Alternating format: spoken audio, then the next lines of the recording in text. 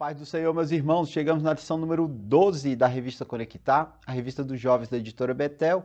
O tema neste domingo, o cativeiro babilônico. Dentro dessa temática do cativeiro babilônico, eu queria enfatizar que poderia haver por parte da lição ou da revista, da editora, uma lição voltada ao cativeiro do Reino do Norte. Porque se isso não traz uma forma de compreensão por parte dos nossos alunos completa. Estamos estudando um cativeiro apenas de um lado, apenas de um viés, e não houve outro cativeiro, tá?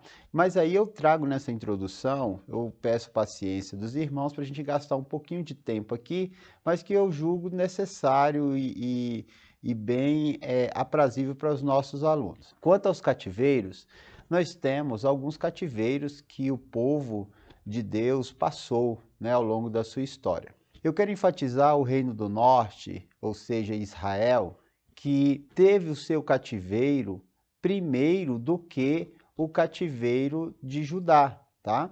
Então, mais de 100 anos antes, o Reino do Norte, Israel, foi ao cativeiro. Por quem? Quem era a nação que oprimiu, que levou cativa? No caso, foi os assírios. E aqui nós temos uma particularidade, porque a dinâmica assíria, ela difere da dinâmica babilônica.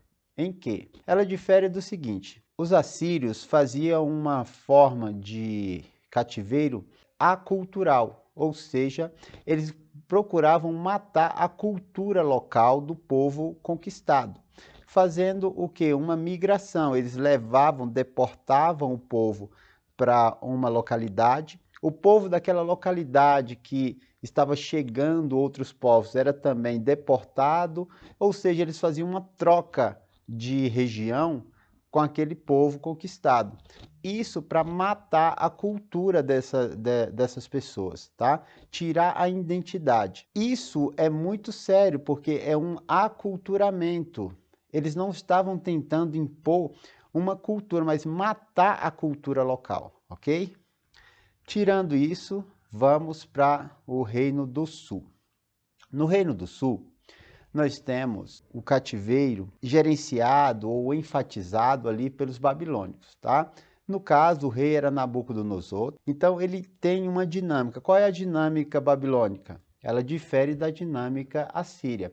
A dinâmica babilônica era captar pessoas. Pessoas o quê? Que pudessem contribuir para o império. Essas pessoas tinham um capital intelectual, ou seja, eles pegavam as melhores pessoas, as mais capacitadas, que tinham mais habilidade dentre aqueles povos conquistados, e levavam para o centro do império para que pudesse produzir, trabalhar para o império. Então, eles tinham essa diferença de dinâmica. Outro ponto importante é que os babilônicos levavam cativos, mas eles não entravam muito na questão da cultura, tá? Eles eles davam até certa liberdade para esses povos se adequarem ao ambiente ali, até mesmo criando locais para que essas pessoas ficassem. Então, havia locais destinados aos cativos. Então, isso é importante nós enfatizar. Por que eu trouxe aqui cativeiro egípcio? Não tem nada a ver uma coisa com a outra. Eu só trouxe a título de uma compreensão que nesse livro que eu sempre trago aqui, Panorâmico Histórico de Israel, que traz o seguinte: alguns pregadores, professores, eles colocam que o povo foi para o cativeiro babilônico e eles foram para a escravidão, e eles fazem até mesmo uma ponte com a escravidão egípcia.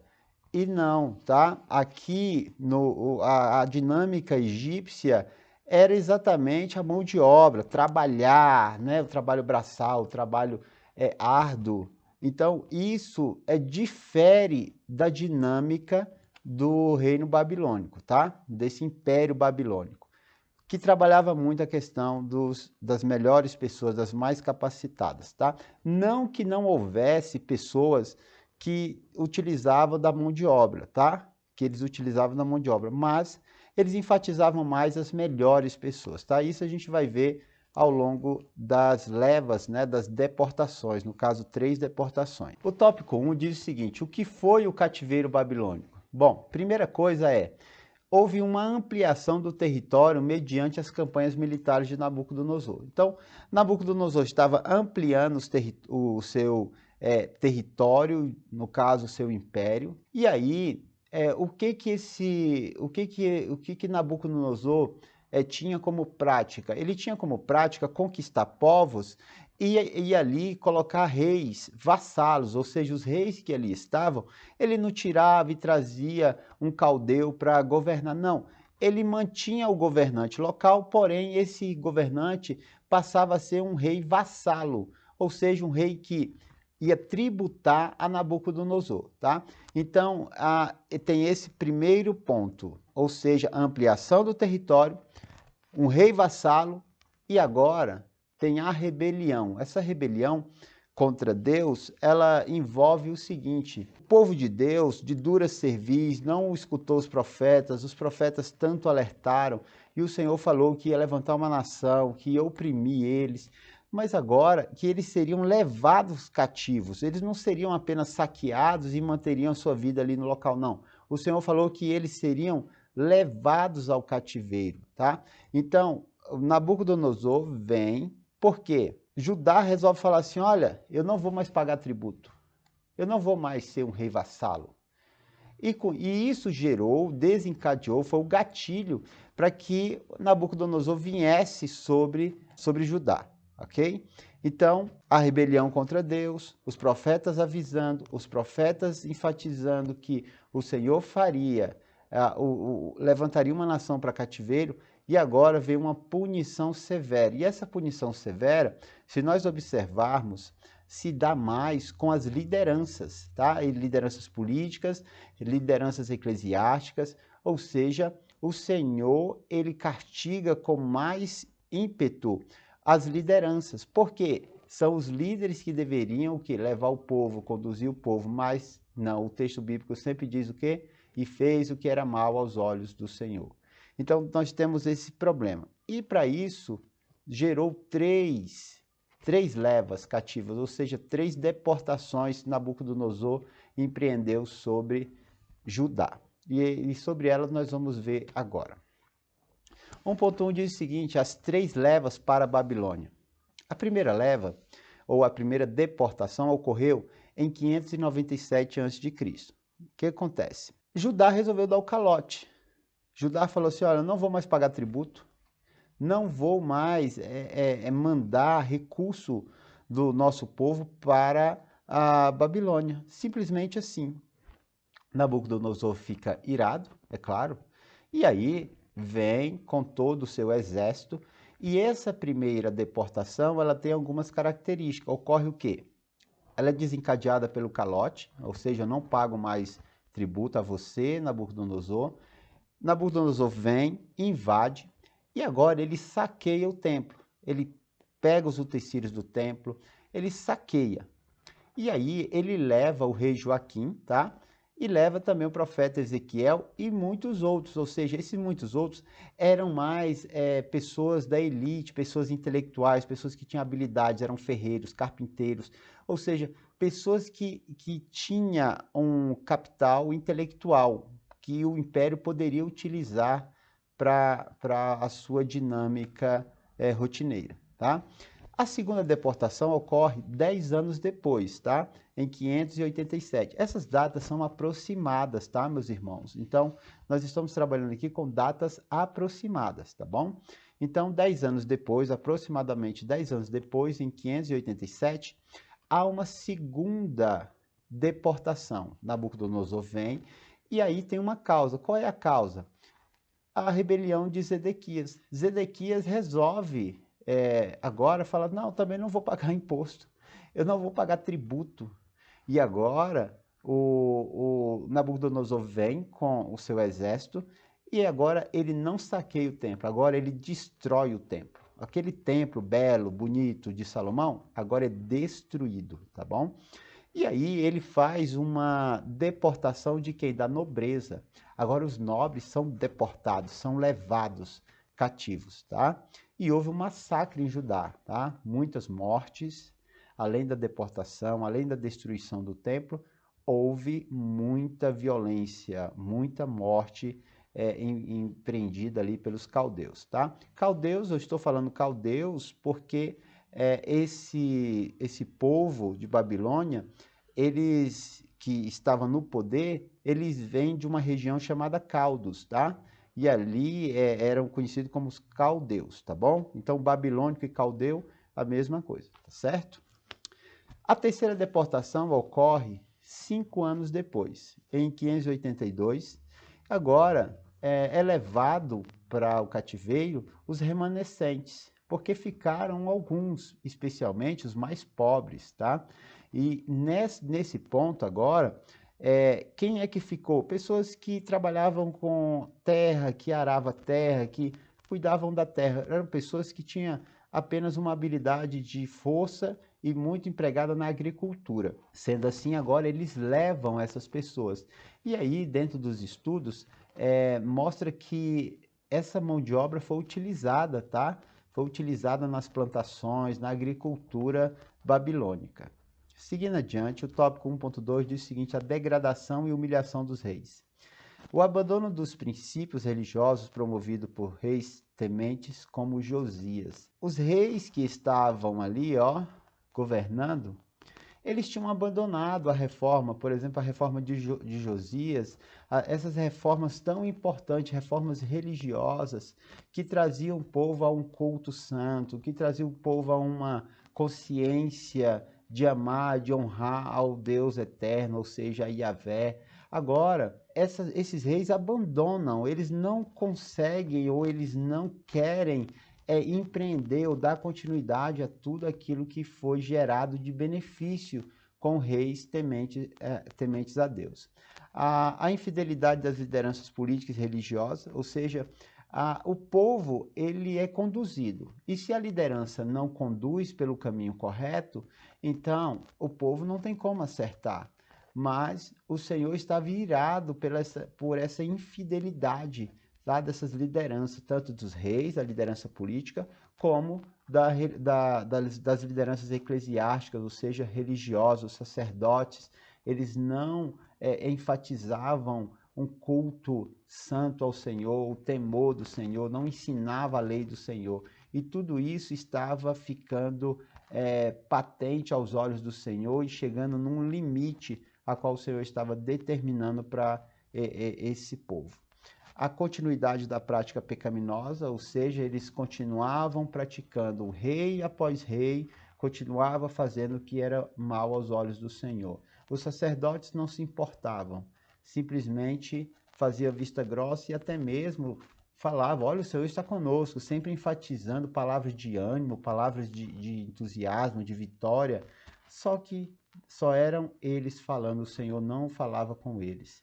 E a ira de Deus derramada sobre Judá, mas acentuada sobre as lideranças, ou seja, o teor, né, a força maior, o rigor foi muito mais sobre as lideranças, sobre os reis, sobre os sacerdotes, ou seja, aqueles que deveriam conduzir o povo. Quando veio as forças babilônicas para levar ao cativeiro, os que mais tiveram um tratamento diferenciado, e esse tratamento diferenciado para pior, foram os líderes, tá? Então, o Senhor agindo, mostrando que eles têm responsabilidade, que as lideranças possuem responsabilidades e devem ser observados da seguinte forma: o que a própria palavra de Deus diz, que a quem é muito dado, mais será cobrado. Então, nós, os líderes, muito mais será cobrado de nós, porque nós temos uma responsabilidade dada pelo próprio Deus. O tópico 2 diz o seguinte: consequências do cativeiro babilônico. Nós tivemos algumas consequências. Primeiro momento a dificuldade de compreensão da causa do cativeiro, tá? Em um determinado momento, eles não entendem, eles não conseguem enxergar que eles estavam indo para o cativeiro por causa dos seus pecados, por causa da sua infidelidade ao Senhor. Então eles não entendiam que eles estavam sob juízo, tá? Esse é um primeiro momento. Eles tinham também uma ideia de que Yahvé perdeu para Marduk. Quem era Marduk? Marduk era o deus de Babilônia. Então, na cabeça deles, Yahvé perdeu, Yahvé é mais fraco do que Marduk. E não, eles estavam sob juízo. Isso é o diferencial. E aqui nós vamos ver a questão das sinagogas, tá? Já nós vamos falar sobre isso e a retomada da profecia messiânica. O tópico 2.1 diz o seguinte: o surgimento das sinagogas. Bom, agora eles perderam o templo.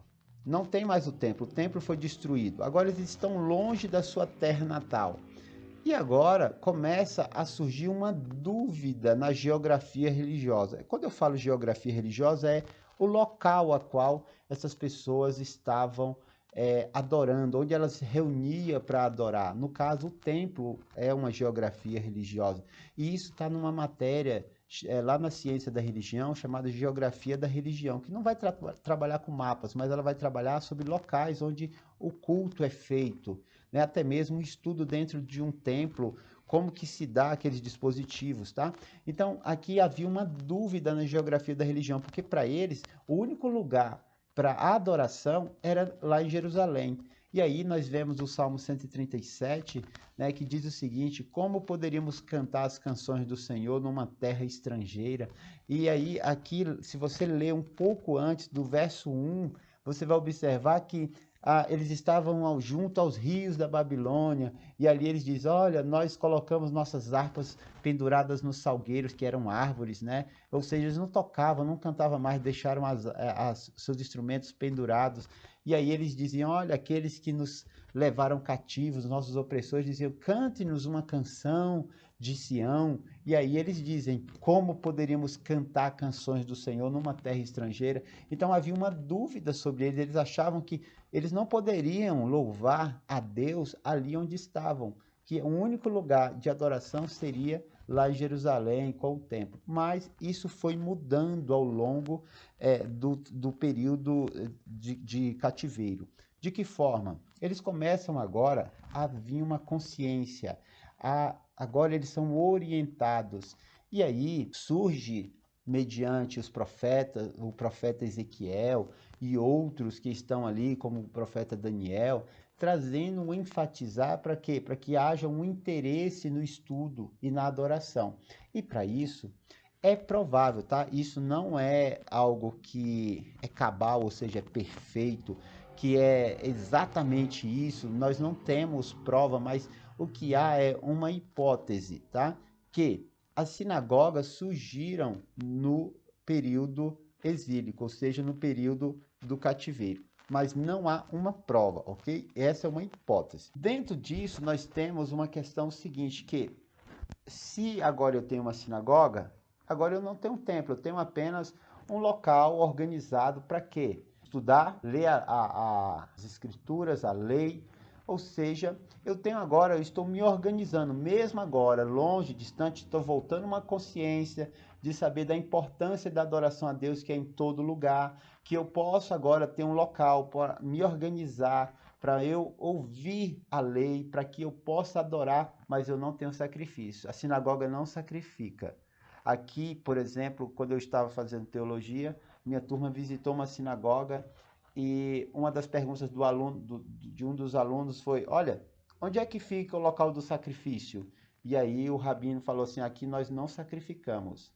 O sacrifício será apenas no templo, quando será reconstruído. Então, na sinagoga, nós apenas estudamos, apenas fazemos as nossas orações, a leitura da lei. Então, aqui não há o sacrifício. Então, a sinagoga era destinada, e é até hoje, a isso, tá? Estudo, leitura e orações, tá bom? Seguindo adiante, 2.2 diz o seguinte: retomada da profecia messiânica. Eles estavam sem uma liderança política, porque estavam no cativeiro, ok? E não tendo uma liderança política para até mesmo endossar a idolatria, endossar as más práticas, agora eles veem uma reflexão. Estão longe do glamour, agora não tem mais tanta prosperidade, agora tem que vir uma consciência, porque o ser humano, quando ele é colocado em aflição, ele passa a refletir.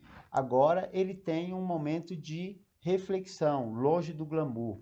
longe daquela prosperidade, da efervescência, tá? Da prosperidade. Eu não tenho mais tempo para esse Deus. Agora eu vou simplesmente fazer aquilo que é aprazível à minha vontade. Então, agora não, eles param. O cativeiro foi um momento de parar, refletir. Deus parou o povo que estava desenfreado. Essa é uma das características do cativeiro. E aqui, ó, surge, começa o quê? Ó, a esperança sob o aspecto das promessas de Deus. Eu não tenho mais uma liderança política, eu não estou mais na minha terra. Agora eu tenho que voltar a quem? Ao estudo, a voltar às escrituras. O que Deus fala sobre essa situação? E aí eles começam a refletir sobre as promessas de Deus. O que o Senhor fala? Qual é a promessa que o Senhor tem para nós? Ah, 70 anos aqui no cativeiro. Sim, mas e aí, o que é que vai acontecer? Ah, tem um reino messiânico. Ah, o Messias virá. A chegada do Messias. Vamos aguardar a chegada do Messias. O que é necessário para que o Messias chegue? Vamos nos preparar. Então agora há uma consciência de que haverá um rei da linhagem de Davi, da raiz de Jessé, alguém que é o verdadeiro rei, o único rei. Então surge ali uma esperança. Isso é legal. O tópico 3 diz o seguinte: um tempo de esperança. E aqui a gente pode observar uns agentes da esperança. Eu coloquei esse título, por quê? Porque nós temos dois personagens. Primeiro, nós temos o profeta Ezequiel, que era um profeta que foi levado para o cativeiro, e lá ele enfatizava a mensagem do Senhor. Mesmo no cativeiro, o Senhor tinha o seu agente, trazendo ao povo a uma reflexão. E isso gerava o quê? Esperança, porque a palavra do profeta era trazer eles uma consciência que aquilo não era algo duradouro, aquilo era algo temporário, desde que eles voltassem para o Senhor. Então nós tínhamos o profeta Ezequiel, um agente de esperança, nós tínhamos o profeta Daniel, que também era um agente de esperança. Mediante o profeta Daniel, o povo viu quanto Deus fez, os milagres, as coisas maravilhosas, os livramentos. Então eles começaram a ter uma prova que Yahvé estava com eles. E isso é muito importante. O tópico 3.1 diz o seguinte: uma mudança radical na identidade do povo. Primeiro, houve um crescimento e capacitação. Agora esse povo ele tem acesso a novas culturas, a novas formas de conhecimento, a novas habilidades profissionais. Então isso é muito importante. Outra coisa também que eles tiveram acesso foi o aramaico, tá? Então uma língua ali dos arameus que era muito falada ali pelos babilônios na Mesopotâmia. Então agora eles têm acesso a essa língua, tá? Então cresce o seu arcabouço linguístico, cresce o seu arcabouço intelectual de habilidades, tá?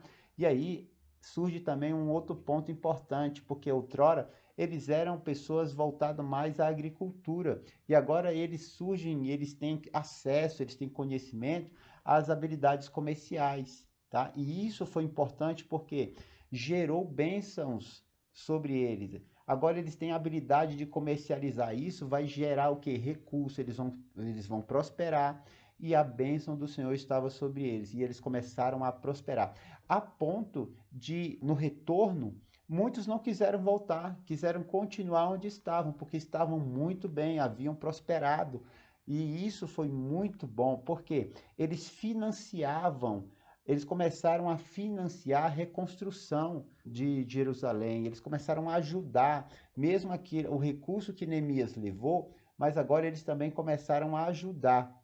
Isso é importante. E aí a prosperidade é a serviço da liberalidade. Ser liberal na questão de ofertar, na questão de ajudar, isso é importante, porque vai reprimir qualquer tipo de sentimento egoísta, qualquer tipo de sentimento hedonista, qualquer tipo de sentimento de mesquinharia. Tudo isso é importante, tá? É muito importante.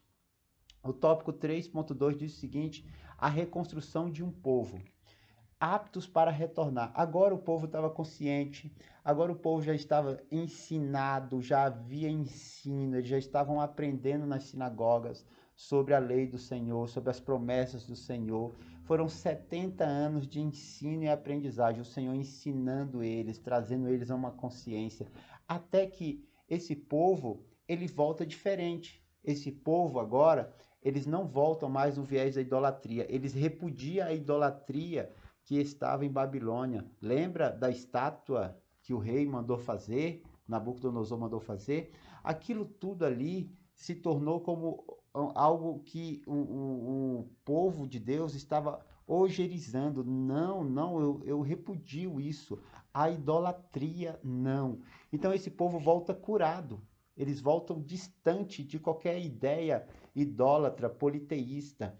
E isso foi muito bom. Voltaram conscientes em saber do único Deus que deve ser adorado, no caso, Yahvé. E agora tem são os reconstrutores, né? Esses reconstrutores eu divido em dois: reconstrutores de muro de muros da fé genuína em Deus. O primeiro que eu quero enfatizar é Neemias, tá? Neemias, ele tem notícia de como está Jerusalém. Os muros derrubados, queimados, as portas queimadas, um caos. Mas aí ele conversa com o rei, né, vê que ele está triste, nós conhecemos a história. E agora ele é financiado, o rei manda recurso, dá cartas para que ele possa reconstruir. E também Esdras. Esdras já é aquele que está trabalhando com a fé, ensinando a lei, trazendo uma consciência. Então, enquanto os martelos estavam batendo ali no muro, enquanto tinha construção de argamassa, de rochas, agora tem alguém lá dentro.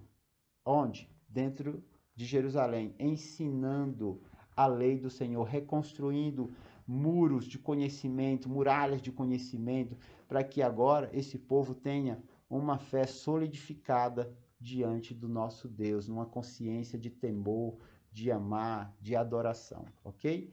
Então, meus irmãos, esse foi um comentário da semana, que o Senhor possa usar você diante de sua classe, que Ele use sua mente, sua boca, e você seja uma tocha diante da sua turma. Deus abençoe, fique na santa e gloriosa paz do Senhor, meus irmãos.